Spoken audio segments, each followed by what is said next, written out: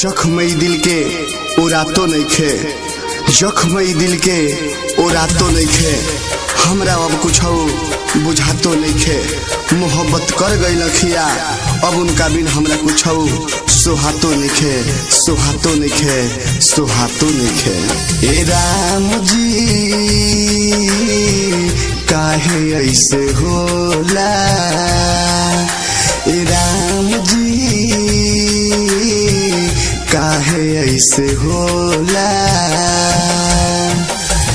केतनो छुपैबा जानी गाँव औरी टोला, केतनो छुपैबा जानी गाँव औरी टोला। ए राम जी काहे ऐसे होला, ए राम जी काहे ऐसे होला। Balaji recording studio Jadavpur.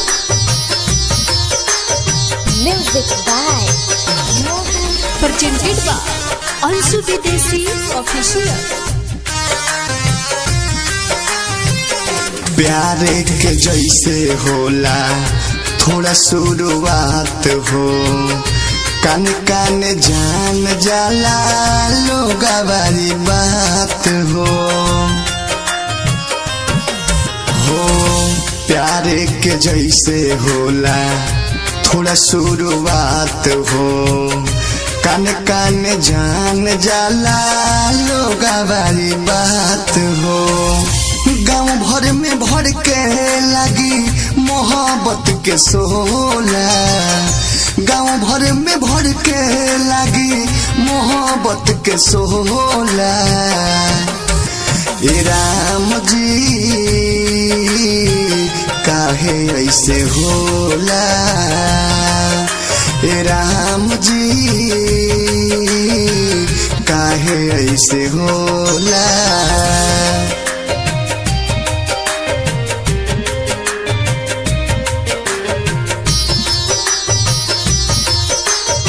Music by Balaji recording studio Jadavpur. खुश होई जाला लोगवा दिलवा लगाई के, दुर्ग सबे दर्दी अब का कहीं समझाई के। हो खुश होई जाला मनवा दिलवा लगाई के, दुर्ग सबे दर्दी अब का कहीं समझाई के।